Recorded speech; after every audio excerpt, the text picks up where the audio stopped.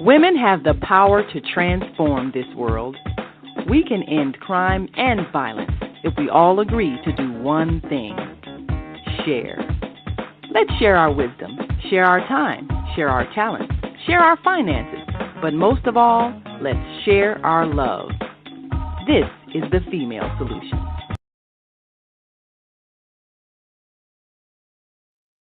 Good afternoon, and thank you for joining Education Nation. I'm your host, Michelle Renee.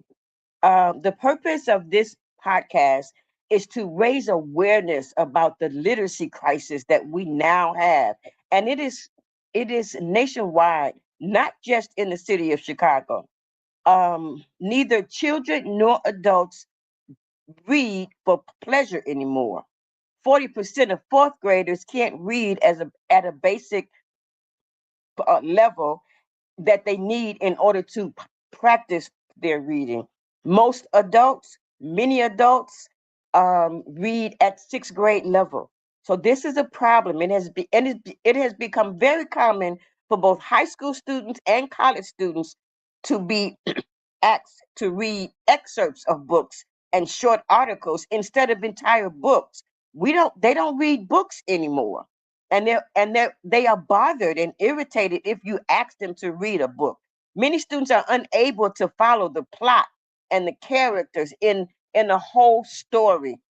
Literature studies equip students with critical and cognitive and social emotional skills, including advanced critical thinking skills. But students are not required to study literature anymore.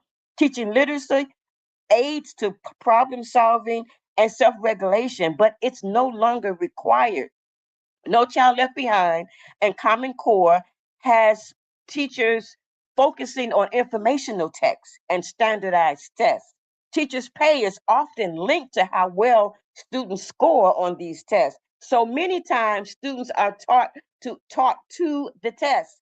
In many schools, teachers instead are no longer free to teach using actual research-based teaching strategies that they know will increase achievement. We have a problem, and Education Nation is here to address the problem, to raise awareness about the problem, and offer solutions to the problem.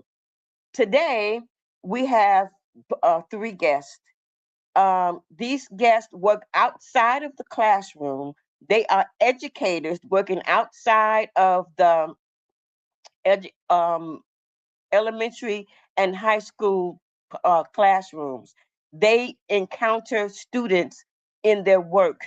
Our first guest is Manuel Frencha. He volunteers at the Barbershop rap group and Never Quit mentoring group. That's the group that has given him a drive to delve more into the literacy dynamic. With this group, he witnessed firsthand a young man not being able to read at all at the age of 9 or 10. And he witnesses other young men struggling with literacy as well. He strives to help our young people, primarily the young guys, assisting them in seeking exposure to relevant options to maintain themselves while being respectful and respectable in how they live. Emmanuel, and we call him Manny. Thank you. Welcome to Education Nation. Yeah, peace, everyone. Yeah, these groups that I work with, that I volunteer with, one I started back in 2010 via a basketball tournament and through a connection of an elder that I didn't know, but he got me in contact with somebody that I did know. And one of the things that drove me was thinking back to when I was in high school. I played baseball and kind of touching with how the young people don't read. I could read, but I didn't read. And I really hated school. Mm. And baseball kept me in school. But as I got older and I had to do papers when I went back to college, and I didn't want to plagiarize, so I had to really start getting into focusing on words and meanings. Okay. And like Michelle said, the young guy that I came across back in like September, I kind of knew it was a problem, but I didn't know until I saw the young guy having the problems that he had that it really like, man, it sent a shock through me. And I was like, man, this can't be how it is, but it's how it is because he mentioned how he gets bullied, and to kind of turn the tide to keep from getting bullied, he'll bully back. And so Yeah. that creates the literacy reading issue. It'll bleed into other avenues and areas. And so it's Hmm. something that it definitely we're both groups, Barbershop Rap and Never Quit. We're focusing more on that.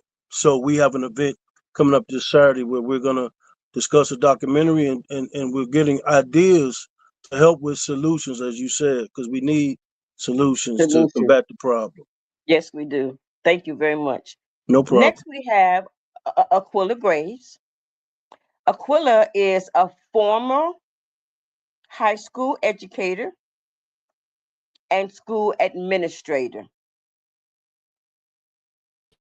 Um, she initiating change in mindsets of her community. She raises awareness about educational ideas and educational practices in the community.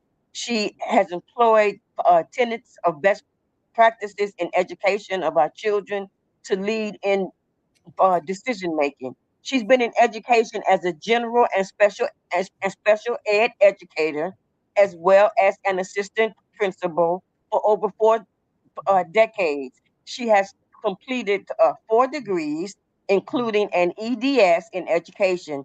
She firmly believes that it takes the village to raise a child, predicated on effective relationships and effective communication. She is currently a childbirth educator and lactation coach. She is co-founder and director of curriculum and education for Bania Incorporated, and she is a curriculum designer for Urban EDU Coach. Her website is aquillahsadala.com. Welcome, Aquillah. Hi, Michelle. I'm really excited about this podcast. It's long overdue.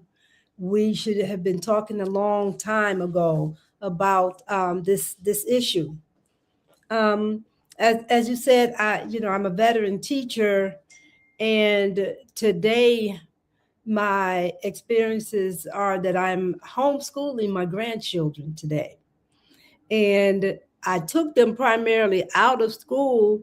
Not so much that the teachers were not just teaching, because I think that to some degree they're doing the best that they can under the situation that they have. But Yeah, I took them out because they were just not learning. They were not engaged. They were just there. And so the first I took the first one out. And 6 months later, the next year, I took the other two out. And one thing that I found with is that the younger one, who was in second grade, could not read. She had no, and mind you, being that I'm an educator, I had worked on her with for her phonics, the basic fundamentals, and going to school.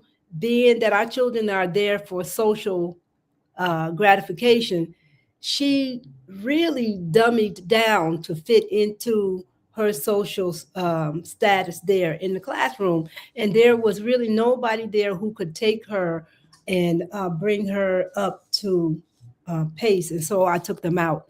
And so what I found again, that the biggest probably from primary problem is the lack of foundational information. Our children have with them taking phonics out and taking the foundational strategies away and bringing in rote learning and memorization, everything but building foundation. We've lost our children to the literacy trap. yeah. Okay. And last, we have Tanya Humphrey. Tanya Humphrey is the adult education language arts specialist at City Colleges of Chicago. She also teaches English, speech, and college success as an adjunct instructor. She has over 20 years of experience in an elementary as an elementary educator specializing in reading and writing. She's also the founder and CEO of Smarty Pants Educational Service. She is currently an early education mathematics consultant. She is completing her doctorate degree in reading, language, and literacy at National Louis University. Welcome, Tonia. Hi, Michelle, and thank you for the introduction. So, as an educator, and when I was in the classroom, I always made sure that children, students were engaged in lessons. What comes to mind is one young man, he was in fifth grade. He had transitioned from fourth to fifth, and he was in my classroom.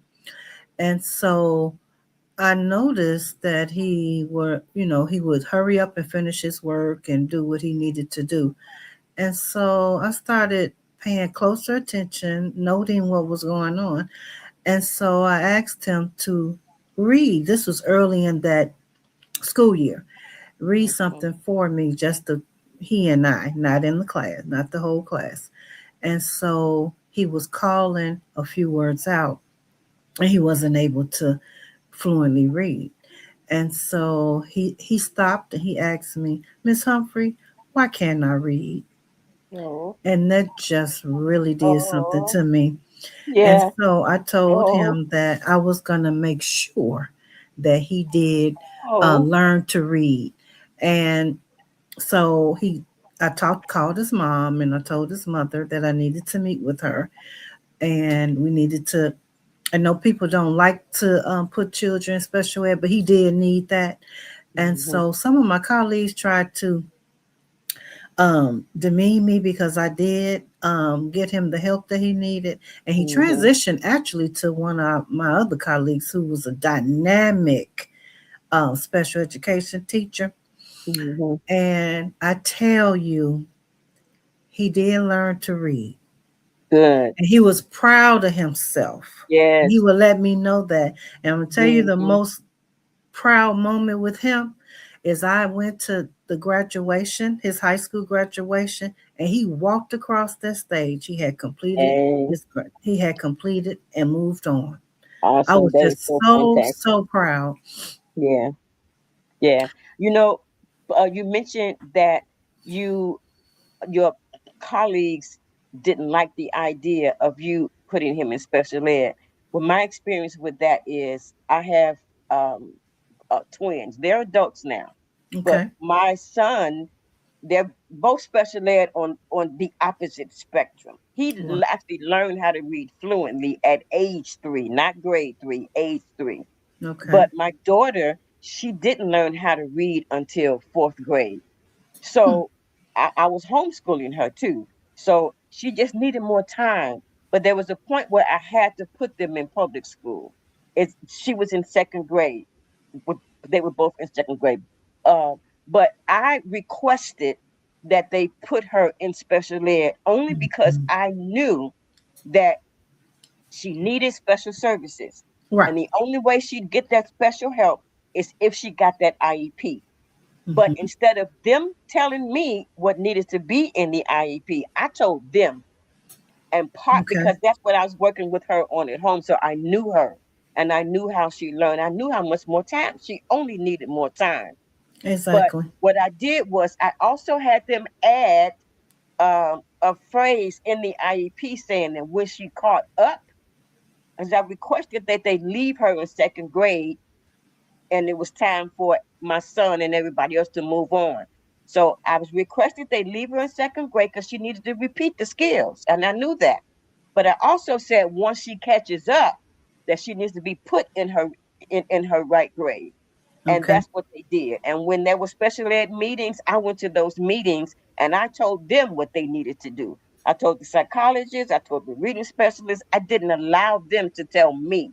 Parents Right. don't know that they can advocate for their children, but to be an advocate, you got to be aware of what your children need. That means you got Exactly. to spend time with your children. So when she was in fourth grade, she caught up. And because I had to put that phrase in that IEP, they had to put her in her right grade. And what Okay. when she was in high school, she was reading books like Pride and Prejudice and Okay. Jane Eyre. So she just Great. needed more time. Some of our kids That's need all. more time. That's all they need. And we need to know that so that we can advocate for them. And now that you say about advocate and working with parents, as the CEO of Smarty Pants Educational Services, another young man, he's a young man now. When he was in third grade, his mother reached out to me because I had tutored a cousin of his, and Hmm. so he was retained in third grade. He Hmm. couldn't, his reading skills were very limited. So I tutored and worked with him for a couple of years. Hmm. And so as he moved along in the tutoring sessions, he would tell me, Miss Humphrey, oh, I can do this on my own. I don't need help Hmm. right here. And I was Yeah. like, wow. And so as he was in sixth grade, but he was still behind, a grade. Hmm. So what happened when I advocated, I always attended those meetings with the parents, the dad Hmm. and the mom. They both came, and I explained to them that they have to share what their feelings were and talk about what they needed as well. But I also advocated for them from the education standpoint. Hmm. And so the dad was real reluctant to have him in special ed, and I had to share with him special education, as you said, Michelle, is simply an extra layer of support. The layer of It's support. not a right, it's not a death Mhm. sentence. And most Right. people in our communities, particularly our communities, they're Hmm. so afraid to have their children in special ed. So to Because continue, so we parents can are move on. afraid. We don't know that we do have the power. We do Exactly. have the power, and we just need to educate ourselves so we know how to use that power Right. in So behalf of our children. when he was in sixth grade, the psychologist and the social worker um, met with us, parents and myself, and they transitioned him into his age appropriate, the grade he was supposed to be in. Hmm. And he graduated from eighth grade with flying colors.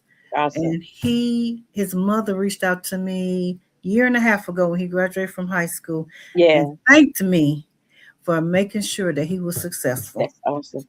Parents just need to know. They need Yes, to know how yes, to use this power that they have. Most yes, parents are afraid of administration. They think that they don't have enough education to understand what the educators are talking about. They just right. need knowledge. That's all they They need. do. They just But need the the thing, knowledge. but educators tend to also, I'm going to use the word, tend to bully parents They in some do. aspects too. Yeah. I always, when I was in the classroom, opened my classroom up to the parents. I Hmm. wanted them to feel comfortable wherever they needed. I was there. If they need some books Yeah. out the classroom, take them. And Yeah. if you need me to help, I can help. Yeah. So yes, So and I would like to bring everybody on the stage okay, now, everybody back in the studio. And I have a question. We talked about a video where Dr. Umar, he was talking about the idea that sugar is a problem and that it makes students behave like they're ADHD and they're not. What do you think about that idea? What about the idea that sugar keeps children from being able to learn? Aquila. Okay. Being a vegetarian myself since 1971 and raising my children through as that as well, I'm going to say that sugar really isn't the culprit as much as it is the environment. I think if we want to talk about sugar, we can look at sugar in terms of health concerns. But I think Okay. when we talk about cognition, sugar is compounded. I won't say they don't have some kind of impact, but it is not the beast that is made out to be. It's environmental. It's Okay. what comes with the sugar. And usually, Okay. when with that sugar, you're coming with a diet that is not even conducive for cognitive, assumption, Mhm. consumption. Okay. We Okay. look at diet. We look at parents. Who are you, and what are you bringing to the table? Not only in their diet, but in their behaviors, in your Mhm. own expectation for the kids. All of that plays a part into the position and the physical activity of our children. Our children no longer know what it feels like to have to sit and read quietly, Mhm. or just sit and be still for a moment. That's Mm-hmm. Yeah. Yeah. you know what I Yeah. mean? And so they turned us as educators into almost we have to become animated educators and entertain them in order to teach them. And for me, I remember coming up when I came up through school, not we didn't do that. There was fundamentals that was taught in the home, or you couldn't even attend school if you didn't have those basic fundamentals under your belt. Y'all remember Yeah. that? Write, Yes. write your Remember name, that. know your Back to the numbers, know basics. the alphabet, back to the basics. And so it's more of the home environment. What is coming Okay. out of the home? Okay. Anybody else want Could I to add to could that? I add? Yes, please. Yeah. I I I'm kind of with you, Aquillah. It's different factors. And I'm just gonna speak on something I did safe passage some years ago, where the position that I was posted, you would I would try to make sure the children were coming late to get inside the building of the school. Mhm. Okay, but it was times where they would pull up in the car where the windows are closed, and to me, the newer weed smells like burnt coffee, but it Mhm. would be so strong. It's so strong. Um, and Yes. so it's so many factors though. But sugar, I mean, because you would have them coming with the bags of the candy and the chips Hmm. to the building. Yeah. Mhm. So that and I mean, oh, and I wanted to add something from earlier. For me personally, I couldn't see where my vision was bad. And that Mm. could be a problem as well Yeah. that I'm Yeah. just thinking about. Mhm. So I played it off for a Yeah. long time Mhm. by I mean, like I got into high school. I mean, I could see pretty good in grammar school, but I ended up getting hit in the eye playing baseball one time. So I had some issues from that. But I had a class where we would do notes, and I would if I got behind, I would fake it, and I had a buddy that I played ball with. So after school, I would get caught up because we would get points for those notes. But it Mhm. was one of those things, and then my mentality sitting in the back. I'm not cool, but I'm not sitting in the front of the classroom. So a lot of that stuff Mhm. I couldn't see. So some of that I believe is the vision that could Okay. be a part of it as well, Yeah. Okay. amongst Tanya, other you want to things. add to that? I like that. Mhm. Well, well, of course, the diet is extremely important, but my Yes. thing with the diet, with the thing is water. Mhm. Water Mhm. helps to get our brains functioning, and Yeah. many times, schools do not have let children drink No. water No. on Yeah. a regular basis. They need Yeah. to Yeah. have. There are teachers that Faucets are don't work. now right that are now allow have them have their water bottles, have breaks and things. One of the school I'm doing some consulting work, That's a good part. a few teachers are doing that. But if they had the water right there in their bottles, or providing bottles of water, you will see a marketable difference, Mhm. Mhm. because it would just pump them up. When Mhm. Purify. I was in the classroom, I didn't let children bring the flaming hots in there. I told them, Yeah. no, you Mm. cannot do that. We have Mm. to do different things. We have to make sure our brains are functioning. Yeah. I used to have them have water in the classrooms, Mm. and they are now mature adults, and Mhm. they are excellent parents, Hmm. and they are doing great. Wow, water. But when Hmm. they left me, I had this particular group from fifth to eighth grade, so I got a chance to actually nurture them from middle school all the way That's to good. upper grades. And That's so perfect. right. I totally think that that's needed too in Yeah. today's Yeah. society, that um, uh, keeping us nurturing and working with the children. For several But years. yes, but I Mm-hmm. totally think Aquillah is right. But if more water, because water dilute anything. Yeah. Yeah. So I Yeah. think this one needs to. And then brain So. water, it shocks the brain. Mm-hmm. Mm-hmm. And when they're sleepy or lethargic in the classroom, Mm-hmm. sip water, not just guzzle, but they Yeah. need to be just sip Yes. little bitty sips to stimulate the Mm-hmm. brain, Yes. so it'll wake them up and it'll get them, Yes. involved. Yeah. So I Yes. have another question.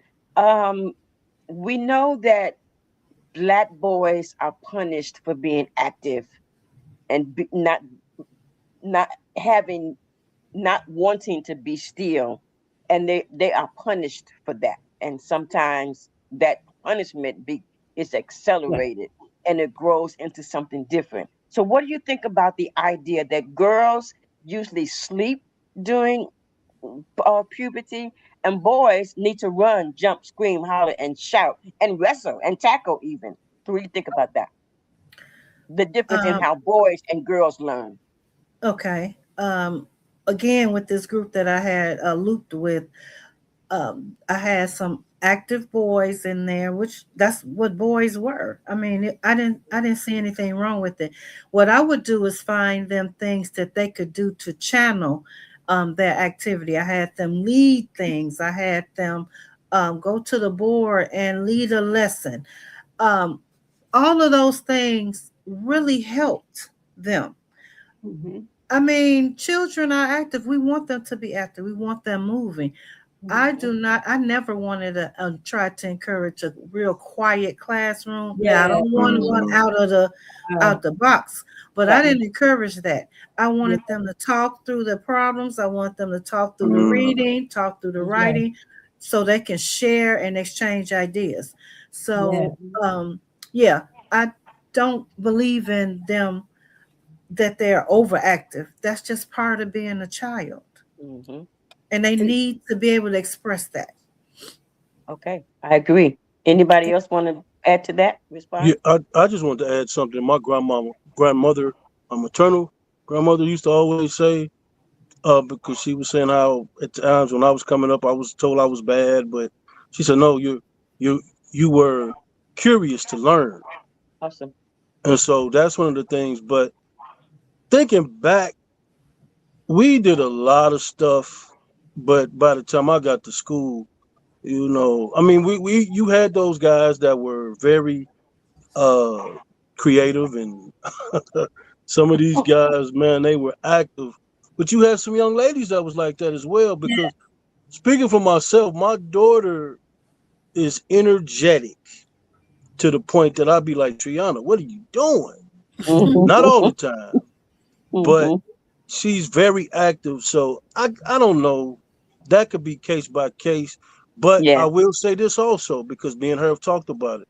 Some of the things with the schools, once I got to really learning about our melanin and what gives us our hue of color, mhm. Mm-hmm. being locked, not well, yeah, in some aspects, in the buildings all day, because these new light bulbs, I don't know what they are, Yeah. but they Yeah. don't even get hot. Yeah. Yeah. And so it's like we need natural sunlight to We nourish our do. melanin. Mm-hmm. And so the school I worked at, like I said, I did safe passage, but they wouldn't do recess and the lunch, Yeah. so they're in the building Stop all day. that. Yeah. Sitting still. So that's gonna cause something. And the water would kind of probably help to, invigorate them if they Yeah. had it. Mhm. Yeah. And we need to. They don't need to be encouraged to be sedentary. They need to move around. Mhm. In Mhm. the old Yeah. days, we Oh had yeah. a morning recess. We had a Yes. recess after lunch and a recess in the afternoon. But can I Aquila? can I Yeah. add to that though? I Mm-hmm. agree with that. But with the children that we're dealing with today, we're dealing with digital natives today. They are not who we were when we were in school. True. They're not. And so what their stimuli is so different from ours is ridiculous. All right. And so I think to some degree, we really have to look beyond even what worked for us for them, you know. Mm-hmm. But That's right. thank you for the old school thinking, because it's Yeah. foundational. It's Mm-hmm. foundational, and we need that. But what I have, like I say, having raised 10 boys, you know, Mm-hmm. and now that's like a whole nother world compared to what we have right now. Oh yeah. Oh And yeah. with my grandchildren right now, and like I say, I'm raising this crew. One of them, would have been labeled ADHD, but for Mm-hmm. me, no, I don't, and my master's is in the special ed, and as well as being a case manager for 5-6 years.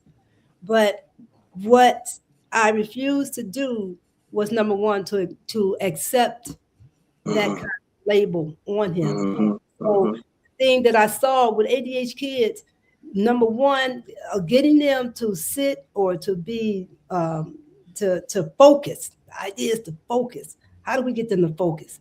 And I think one of the best ways, what is it that this kid likes to do? Mm-hmm. Where this kid passion lies? And so with my son, we're a musical family here. So one of the first Mm-hmm. things is to put them on instruments. And seeing instruments forces you into a discipline rhythm. You have to be Mm-hmm. Mm-hmm. disciplined. And it's Mm-hmm. a training, Mm-hmm. it's repetition. It's all Mm-hmm. the things that come with building cognition. It is in the music. This system, when they took music away from us, they knew very Yeah. well what they were doing. Yes, they And do. music, Frequency. yeah, music being one of the highest avenues for building cognition. But they Mm-hmm. didn't take it out of the suburbs. They didn't take it out of these European schools, but they took it out of our school. And as a result, Mm-hmm. that again had played a part in reducing our kids being able to harness their minds. Now, Mm-hmm. you saw this boy right now here today, I've had them 5 years. He's now 10. When I started with them, our kids don't even know how to stand still and hold a conversation with you. Yeah. Talk to you and they jumping all over the place doing this flip. And that was one of the first things that I stopped. No, you're not. Mm-hmm. That's not how we articulate. And with our children, remember they're extremely smart. Yeah, And so there. and what our parents didn't do is explain stuff to us to that degree. But Mm-hmm. with these kids, when I sit with my children, I sit them down and I explain, Mm-hmm. as you said, I explain to them what's this, what's that, why Mm-hmm. this, why that, because they're that Mm-hmm. kind of kid today. You Yeah. know, Mm-hmm. once you give them that, now the decision is yours, how you want to play Right. it. Right. The Right. decision is always yours. That's how I talk to them. What Mm-hmm. decision are you making in this? And understand what are the repercussions for this decision, for that decision. And I'm telling you, if you saw them today, they perform on stage, they're called NG. You wouldn't believe that this kid, well, all of them jump. That ain't no Mm-hmm. ADHD. That's the lack of training on our parts as parents, Mm-hmm. allowing our not setting boundaries because they had no boundaries. I'm still struggling with Mm-hmm. boundaries with them, but they had no boundaries because our kids do whatever the hell they want to do. Mhm. They just do it. I mean, nobody to tell them stop, don't. Yeah. We're Yeah. in a system that has made us afraid to deal with our children. Mm-hmm. Yeah. Mm-hmm. Afraid to discipline them. What is that? Whether however it comes, whether it's corporal, whether it's verbal, whatever. They have made us afraid for the fear that you all are going to take our children from us. Yeah. And so as a result, they're so. But again, I'm saying that we got to take ownership for that. We do. And Yeah. it's So we got to go back to the home. true. It is commonly been spoken that online learning is become a negative impact on our children. And people are also saying that because of digital learning, that Gen Zs seem to have a lower IQ. What do you think about that? What is the impact that online learning has had on our children? Who wants to start? I wouldn't say they got a low IQ. They just they're just different. I mean, it's a big difference how they learn, and a lot of Hmm. them have been bought like Aquillah said with the older school stuff. We didn't get that, but they getting it and they're coming up with it. And I think a lot of us don't understand it. Not saying that it's the best, but like I tell people, we got to find a way to fuse this stuff together Yes. to get to what's best needed. Because yeah, it's stuff that they do. It might seem weird, but But we they not So lower. Some of them might be lower in IQ, but I ain't gonna say all of them. so it is time for a commercial break. I'm sorry to interrupt. We're gonna come back and we're gonna allow Manny to finish his comment, and then Aquillah, I saw you wanted to jump in. You're after that. Time all for a right. commercial. Thank you, guys. Peace and love. I'm Michelle Renee, host of Education Nation, live on the Female Solution Global Network every second and fourth Sunday from 12 p.m. to 1 p.m. The intention of Education Nation is to raise awareness about the literacy crisis and to offer information to combat the problem. The goal is to awaken an army of reading coaches and mentors. You will experience guests who are doing their part in the community to ensure youth in their circles are reading and thinking critically. I look forward to serving you in this capacity. Literacy is freedom, and Education Nation will offer information and strategies to help ensure our young people stay free. Okay, now we have some comments that people have been adding. Let's read a couple of them. Let's see. Naima Latif says, wow, I didn't know teachers' pay is linked to student success. In some schools, it is definitely happening. I hear that a lot from our teachers. So yes, I also agree that in what an incentive for teachers to great to cheat rather than teach. Yes, that's definitely a negative incentive, and it's happening. Jean Lockett said that's awesome, and it's important to know how your how your child learns. It is important. Um, and someone says many times our children are deficient in essential vitamins, minerals that are needed to perform well. Yes, I agree. They are deficient.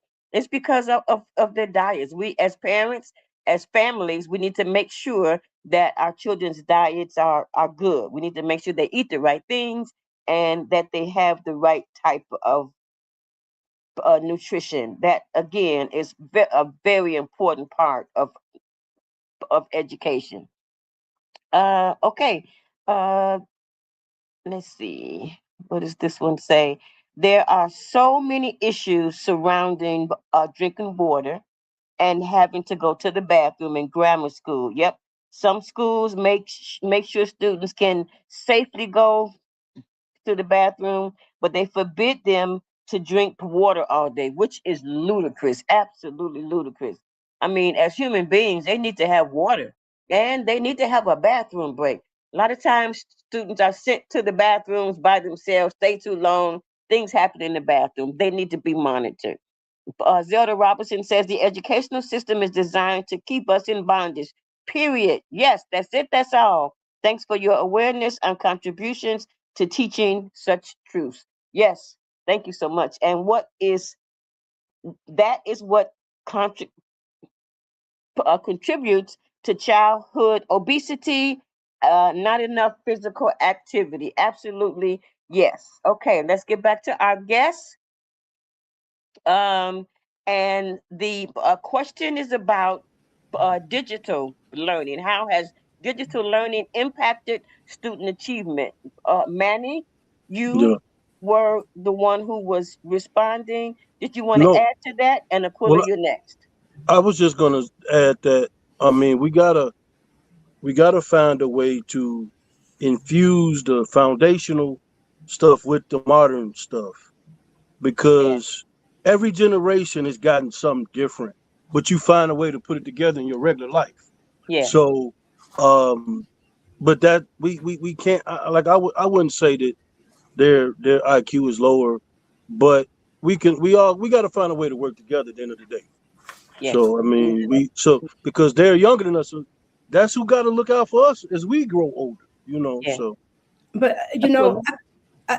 we got to first understand. Okay, the understanding starts with us. Exactly. And we don't have no clear understanding, you all. Let's deal with that. One thing, what when we think about technology, is not texting. When they brought in texting, out went uh, uh, um, Mhm. formative sentencing. They no longer Mhm. write in a complete Writing. sentence, just write a yes or no. Texting, they no longer have to spell the word. They could just, acronym it or do something with it.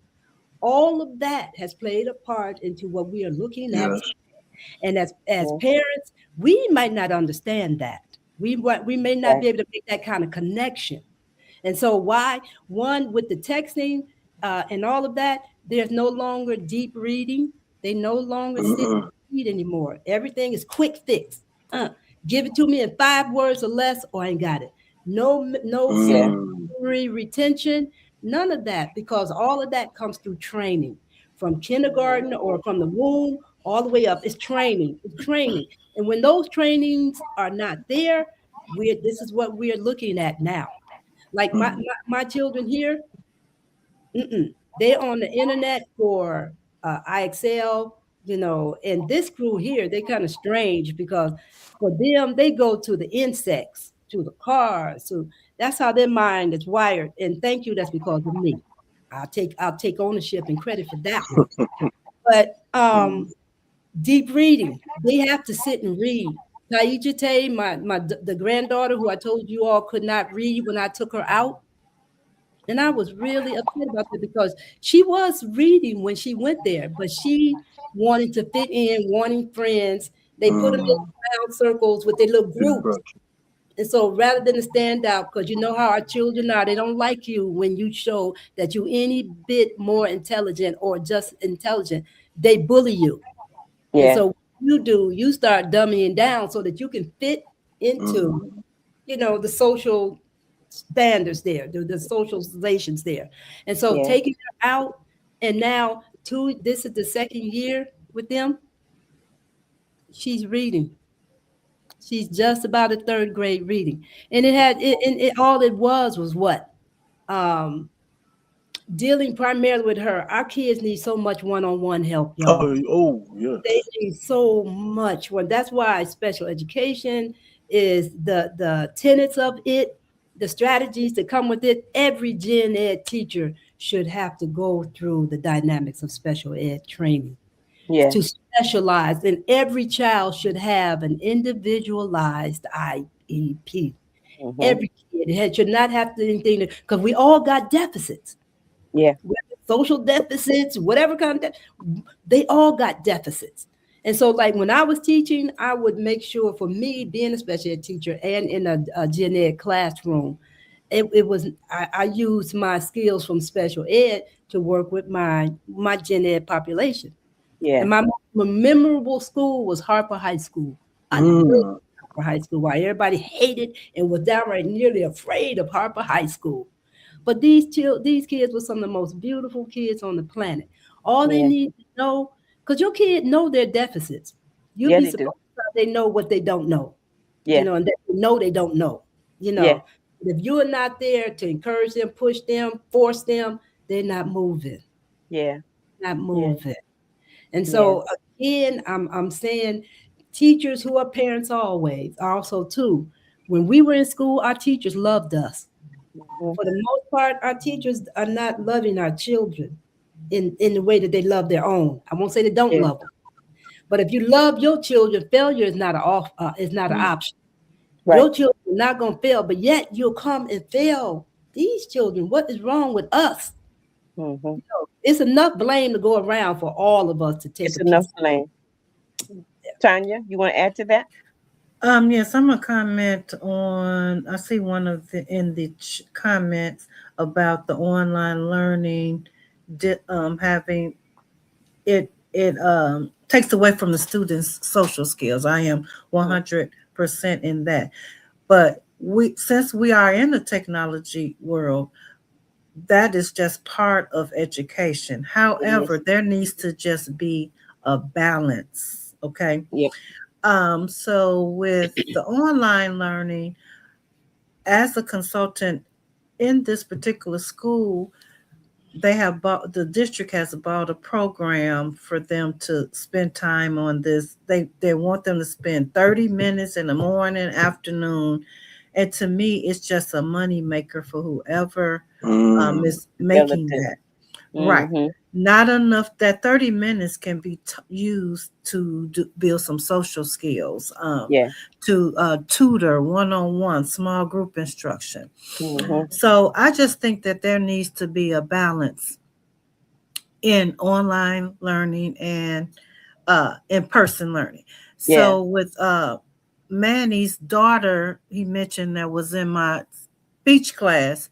It was a hybrid class. So we met one day and then the other day was online. Mm-hmm. And so what I encouraged them to do is I did a lot of engagement. These are college students, but they're young. I did a lot of engagement activities and they interacted. They really enjoyed the class. I gave very little online things because I wanted them, it's a speech class. I want them to interact, to be able to build their confidence, be able Mm-hmm. to articulate their messages, whether they're in their field of study or just even just talking to people. Yeah. So again, in closing that statement, I just feel that the online learning needs to have a balance. It shouldn't Yes. just. Can I? And one of the things that needs to happen is that we need to get back to teaching our children how to take notes. If they're Yes. learning online, they need to take notes. When I teach in the Zoom class, Yeah. and they are taking screenshots and they're but I make sure I tell them you can take this screenshot, but during your study time, because a college student should study 3 to 4 hours per week Yep. outside of class. During that Yep. time, you write down what you screenshot. You Mm-hmm. need to take notes. And if you're listening to a lecture, an old lecture that is videotaped, take notes on that because Mm-hmm. something happens to the brain. Right. The brain is greatly impacted when you are writing, Right. and that Right. doesn't happen with screen time. Mm-mm. It There's a doesn't. study that says when students are taking notes that their brain lights up. The part Mm-hmm. of the brain that memory happens, it lights up. But that Mm-hmm. doesn't happen. That lighting in the brain does not happen when they are are taking notes and typing. It's Mm-hmm. not the same thing. If And you then, remember, someone in the comments said earlier that students need to go back to cursive writing because when we used to write in cursive and we would say those words as we were writing them, studies show that you have to experience something that you're learning new up to 7 times. So they have to hear it. There's a connection in the handwriting. And they don't have that when we're taking notes online. I have to stop myself from typing everything too. I went back to my journals because I know that I saw that when I'm in a meeting or I'm in a class, because as a college professor, we have to always take classes.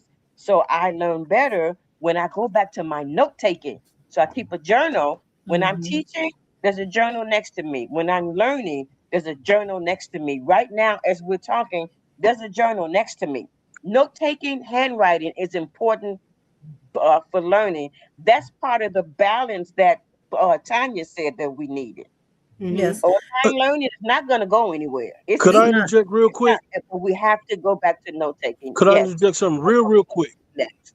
And Not Aquila just is cursive, because with the group that I work with, Barbershop Rap, we haven't done it in a while, but we used to have them get haircuts. They would have to they would have to just write their name Mm-hmm. so we know what order to go in. And Mm-hmm. let me just say this. There were times we had to call everybody back because they didn't have to sign their name. All they had to do was print it. And the printing was horrific. So it's like writing what I did in kindergarten needs to maybe be done for some of these young people. Because like you say, it goes together. And I get the cursive, but if you can't print, Yeah, how but you gonna write cursive? Well, I blame teachers on that one. I mean, and the home too, because you remember as teachers, we got our own problems as too. We go Oh home yeah. to all kinds of stuff, and Yeah. so coming to school, we should truly make sure that as educators that we've left our junk in the trunk.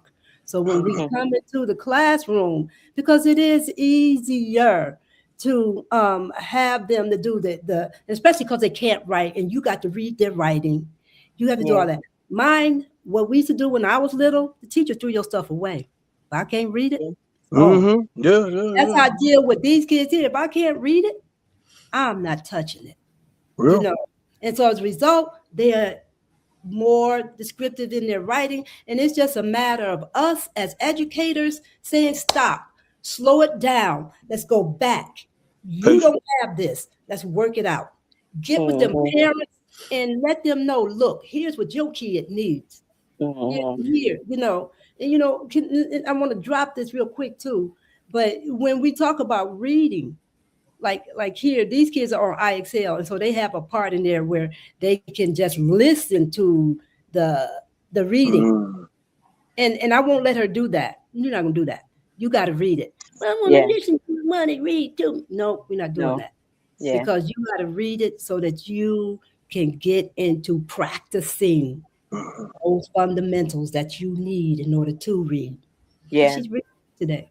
All right. so That's so fantastic.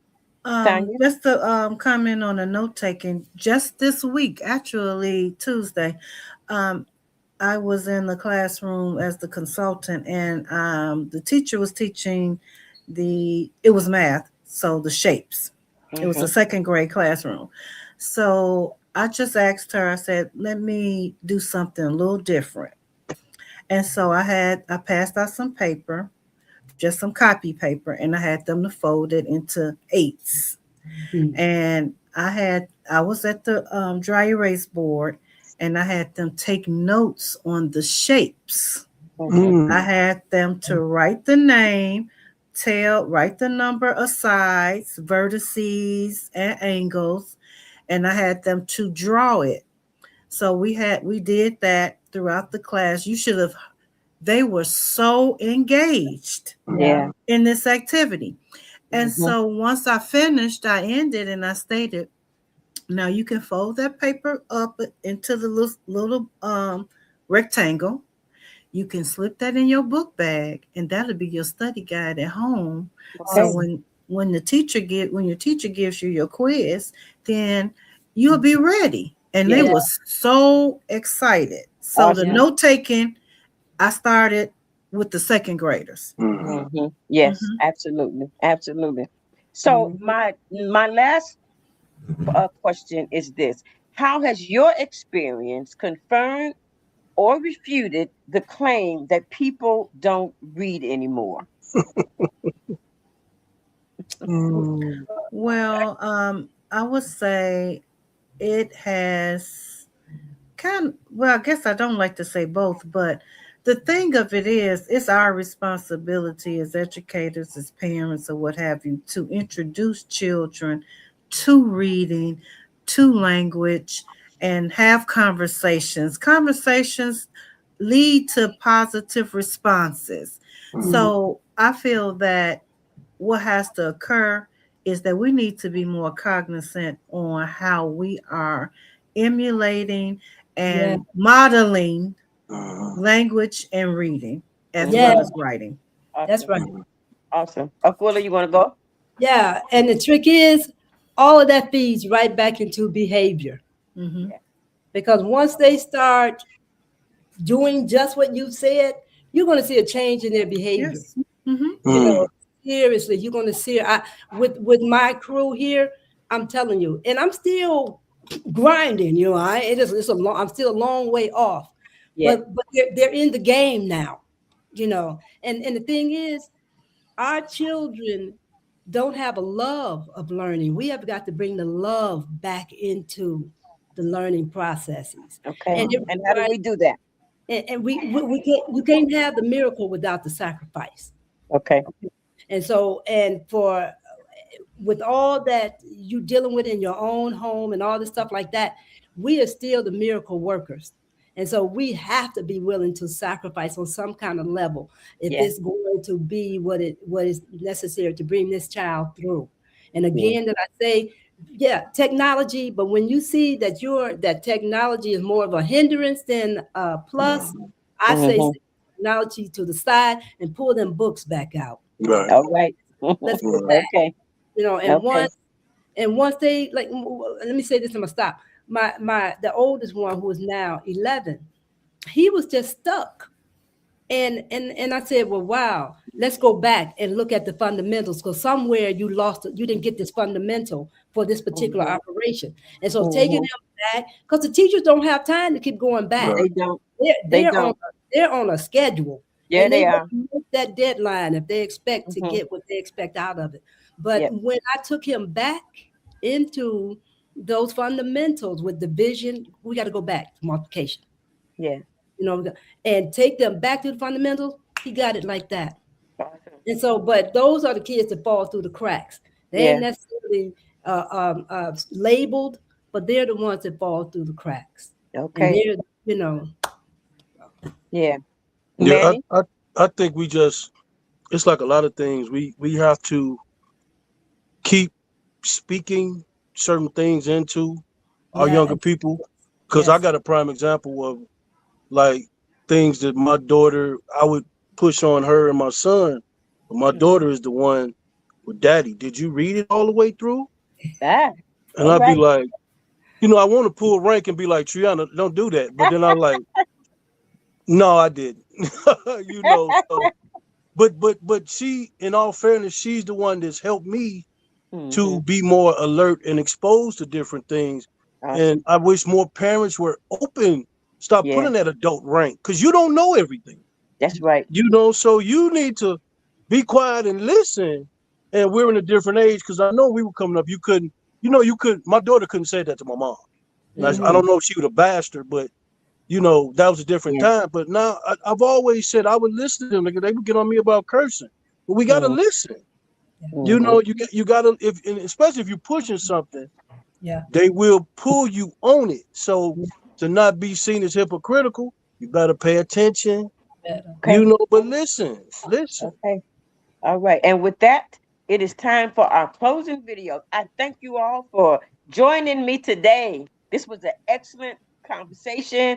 I'm appreciative of everything that each of you had to add to this conversation. And that's what we're about. We're about raising awareness, but also offering solutions. And you all did just that. Thank you so much. Thank you. Hey, good to meet you all. Opportunity. Nice meeting everyone. Okay. Brother Manny. Literacy is freedom. And we have a literacy crisis. Children should learn to read from pre-K to 3rd grade.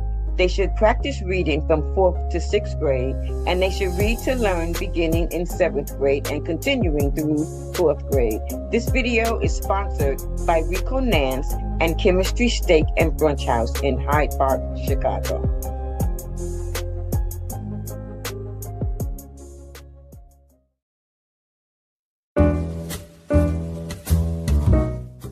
We've come to the end of our show today. If you missed any broadcasts, go to our website for the audio and video archives at www.thefemalesolution.com. On behalf of our team of radio hosts, I'd like to thank all of you who participated in today's discussions. And to our global family joining us from all around the world, we say thank you. To our family in China, xie xie. India, Dhanyavad. Japan, arigato. Korea, kamsamnida. Russia, spasiba. Germany, danke. Poland, dziękuję. France, merci. Spain, gracias. Italy, grazie. Egypt, shukran. Ghana, Madasi. Nigeria, Eshe. South Africa, Ngiyabonga. Senegal, Jaref. Kenya, Asante. Israel, Toda. Pakistan, Shukriya. Afghanistan, Tashakur. Saudi Arabia and Palestine, Shukran. Assalamu alaikum wa rahmatullahi wa barakatuhu. Thank you, and may peace be upon you and the mercy of God and God's blessings.